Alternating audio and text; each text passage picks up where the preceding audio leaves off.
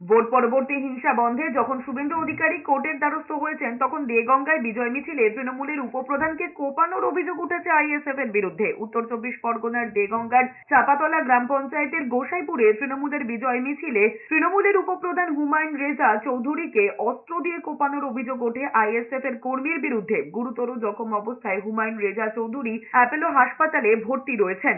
এদিকে তার উপর হামলা চালানোর ঘটনায় এখনো পর্যন্ত দুজন আইএসএফ কর্মীকে গ্রেফতার করেছে পুলিশ।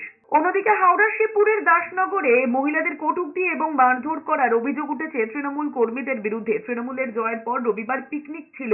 অভিযোগ, পিকনিক থেকেই মহিলাদের কটূক্তি করা হয়, প্রতিবাদ করায় মারধর করা হয় বলে অভিযোগ।